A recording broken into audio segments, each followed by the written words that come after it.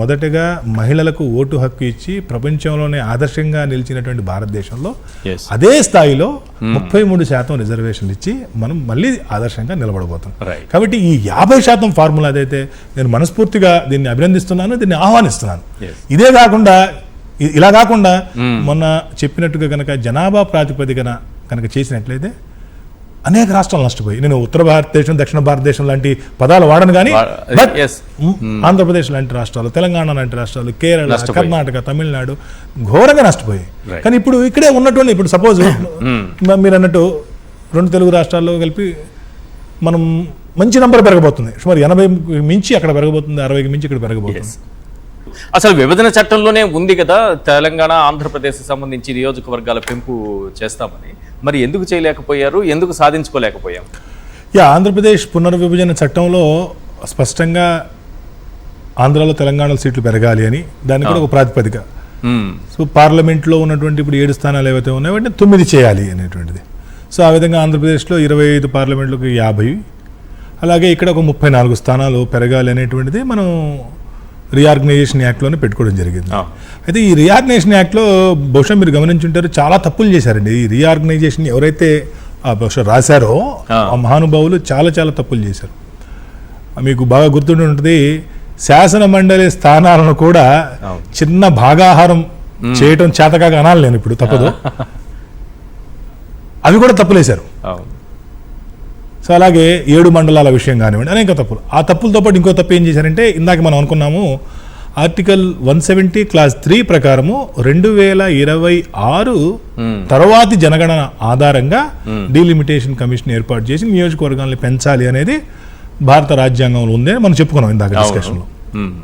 So ఈ రీఆర్గనైజేషన్లో వీళ్ళు రాస్తూ ఏం చేశారంటే, ఆర్టికల్ 170తో సంబంధం లేకుండా అని రాయాల్సింది ఆర్టికల్ 170ని అనుసరించి అని రాశారు. సింపుల్ వర్డింగ్ అండి.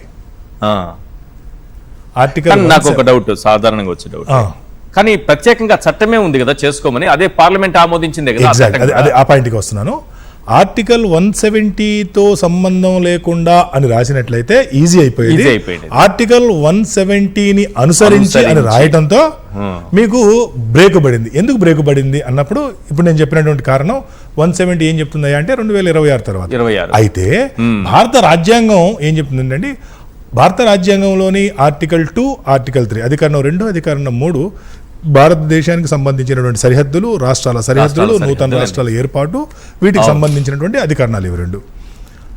ఈ జనరల్గా భారత రాజ్యాంగంలో ఏదైనా ఒక అధికరణం ఇంకొక అధికరణంతో ఎక్కడైనా కానీ డిఫర్ అవుతుంటే ఆర్టికల్ 368 అధికరణం 368 ఏం చెప్తుందంటే, ఆ విధమైనటువంటి డిఫరెన్సియేషన్ కనుక ఎక్కడైనా ఉన్నట్లయితే వాటిని సవరించాల్సిందే అని చెప్తుంది. ఎక్కడైనా 2 అధికరణాల మధ్య ఏదైనా వచ్చింది అనుకోండి, డిఫర్ అవుతున్నాయి అనుకోండి, సో ఆర్టికల్ 368 ప్రకారం సవరించాలి, ఆ సబ్జెక్ట్ ని సవరించాల్సిందే. సవరించడం అంటే పార్లమెంట్ లో పెట్టాల్సిందే అని చెప్తుంది. అయితే ఆర్టికల్ 4 ఏం చెప్తుంది అంటే 2, 3 తర్వాత ఆర్టికల్ 4 ఏం చెప్తుంది అంటే, ఈ రాజ్యాంగంలోని ఏ అధికరణమైనా ఆర్టికల్ 2 మరియు 3లతో విభేదించినట్లయితే ఆర్టికల్ 2, 3 మాత్రమే అంతిమం, మిగతా ఏవి కాదు అనేటువంటిది ఆర్టికల్ 4 స్పష్టంగా చెప్తుంది.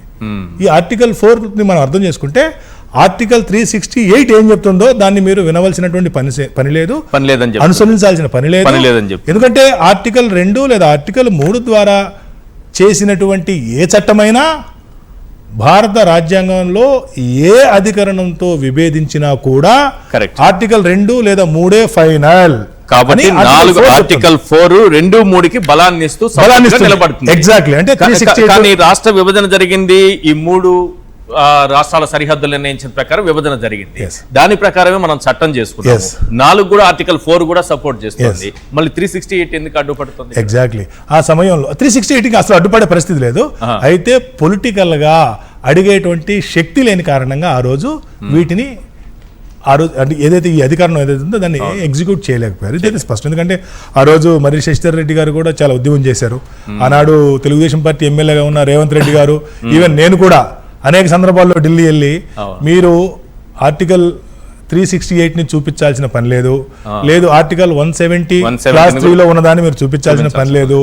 ఎందుకంటే ఆంధ్రప్రదేశ్ తెలంగాణ రాష్ట్రాలు ఆర్టికల్ 3 ప్రకారం ఏర్పాటైనాయి. ఆర్టికల్ 3 ప్రకారం ఏర్పాటైనటువంటి ఏ చట్టమైనా లేదంటే ఏ రాష్ట్రమైనా సరే ఆర్టికల్ 4 ప్రకారము అదే అంతిమం. కాబట్టి ఆర్టికల్ 3 ప్రకారమే మీరు నియోజకవర్గాలు పెంచాలన్నారు కాబట్టి మీకు ఇంకా ఏ అధికారం అడ్డు రాదు అని పదే పదే చెప్పాం. బట్ ఆ రోజు నిజం చెప్పాలంటే ఇక్కడ నుండి బలంగా అడిగిన వాళ్ళు లేరు, అక్కడ బలంగా తిరిగి పట్టించుకున్న వాళ్ళు లేరు. కాబట్టి వాళ్ళకు కూడా చట్టమే నాకు అడ్డుగా ఉంది, ఇంకొక రాజ్యాంగంలో ఒక ఆర్టికల్ ను చూపించని చెప్పడమే కాస్త ఎక్కడో. అందుకని ఇందాక ఏం చెప్పానంటే ఆర్టికల్ 173ని అనుసరించి అని రాయటమే పెద్ద తప్పిదం జరిగింది. రైట్. ఈ రాష్ట్రానికి వద్దాం సార్. ఏపీలో రాజకీయ పార్టీలపైన వైఎస్ఆర్సీపీ నుంచి అయితే రియాక్షన్ కనిపించింది. ఓవరాల్ గా మీ అనాలిసిస్ ఎలా ఉంటుంది రాజకీయ పార్టీలపైన ఈ డీలిమిటేషన్ ప్రభావం? అంటే ఏ రాజకీయ పార్టీ మీద అయినటువంటి సహజంగా, అంటే నా ఉద్దేశం అంటే ఇక్కడ కూటమి అనేది ఒకటి, వైఎస్ఆర్సీపీ ఒకటి సపరేట్ ప్రస్తుతానికి ఇప్పుడున్నటువంటి సినారియో ఎట్లా ఉంటుంది? అంటే జనరల్గా కూటమిలో ఇంతకుముందు మనం అందరం చూసాము, సీట్ల సంఖ్య అనేటువంటిది పెను దుమారం లేపింది. సరే ఆనాడు పవన్ కళ్యాణ్ గారు భారతీయ జనతా పార్టీ నాయకులు కూడా సైలెంట్గా యాక్సెప్ట్ చేశారు కాబట్టి ఎన్నికల గండం గట్టెక్కింది. సహజంగా అవే స్థానాలు కనుక ఉన్నట్లయితే ఇప్పుడు అదే వాతావరణం పునరావృతమయ్యేటువంటి అవకాశం ఉంది. కానీ ఇప్పుడు అప్పనంగా ఇంత పెద్ద స్థాయిలో పార్లమెంటు స్థానాలు, అసెంబ్లీ స్థానాలు పెరుగుతున్నాయి కాబట్టి వాళ్ళల్లో కొంత సీట్ల సర్దుబాటుకి అవకాశం ఉంటుంది నమ్మరం. రెండవ ప్రతిపక్ష పార్టీ అయినటువంటి వైఎస్ఆర్ కాంగ్రెస్ పార్టీ ఒకటే పార్టీ కాబట్టి ఇక్కడ ఆయన కొత్తగా అసెంబ్లీ మరియు పార్లమెంట్ కలిపి ఒక 100 మందికి కొత్త అవకాశం రాబోతుంది. సరే రాజ్యసభలో శాసన మండలి సభ్యులు అది కొద్దిసేపు పక్కన పెడదాం. కానీ డైరెక్ట్ గా ఎమ్మెల్యే మరియు ఎంపీ లోక్సభ స్థానాలు నేరుగా ఒక 100 పెరిగేటువంటి అవకాశం స్పష్టంగా కనబడుతుంది. కాబట్టి ఇక్కడ సోలోగా ఉన్నటువంటి ఈ పార్టీలో ఇంకా కొత్తగా 100 మంది పొటెన్షియల్ క్యాండిడేట్స్కి అవకాశం ఉంది అనేటువంటిది ఈజీగా, అంటే అందరికీ యాస్పిరెంట్స్ ఎవరైతే ఉంటారో యాస్పిరెంట్స్ అందరికీ అర్థమయ్యేటువంటి విషయం. సో అక్కడేమంటే ఏ పెరిగినటువంటి సీటు ఏ పార్టీకి వెళ్తుందో, బీజేపీ అడిగిద్దో, టీడీపీ అడిగిద్దో, జనసేన అడిగిద్దో అనేటువంటి సందేహాలు ఉండేటువంటి అవకాశం ఉంటుంది. ఇక్కడ ఆ సందేహాలు లేవు కాబట్టి కొంత పెంచే అవకాశం ఉంది. ఖచ్చితంగా అంతే కదా. పెరిగేటప్పుడే ఫస్ట్ ఆఫ్ ఆల్ నియోజకవర్గాలు, మనం డీలిమిటేషన్ కమిషన్ కూడా దాని గురించి కూడా మాట్లాడుకోవాలి. సరే డీలిమిటేషన్ కమిషన్ ఏర్పాటు అనేటువంటిది మనందరికీ తెలిసినటువంటి విషయమే. ఏ రాష్ట్రానికి ఆ రాష్ట్రం, అంటే దేశవ్యాప్తంగా ఏర్పడినటువంటి కమిషన్కి అనుబంధ సభ్యులుగా ప్రతి రాష్ట్రంలో స్పీకర్ చేత సూచించబడేటువంటి రాజకీయ పార్టీల ప్రతినిధులు ఉంటారు. ఈ రాజకీయ పార్టీల ప్రతినిధులతో పాటు రాష్ట్ర ఎన్నికల కమిషనరు, అలాగే ఏ జిల్లాకి వెళ్తే ఆ జిల్లాలో ఉన్నటువంటి కలెక్టర్ కూడా ఎక్స్ అఫిషియో మెంబర్గా కొనసాగుతూ ఉంటాడు. మరి వీళ్ళ ముందు వాదనలు వినిపించడానికి మీలాంటి నాలాంటి వాళ్ళు కూడా అవకాశం వస్తుంది. ఈ అవకాశం వచ్చినప్పుడు వైఎస్ఆర్ కాంగ్రెస్ పార్టీ వైపు నుండి సోలోగా ఒకటే పార్టీ కాబట్టి ఏదో ఒక కాగితం తీసుకెళ్లి ఇది మా ప్రతిపాదన ఇచ్చేటువంటి అవకాశం ఉంటుంది. కానీ అక్కడ 3 పార్టీలు కాబట్టి 3 పార్టీలు కలిపి 3 విభిన్నమైనటువంటి ప్రతిపాదనలు ఇస్తాయా?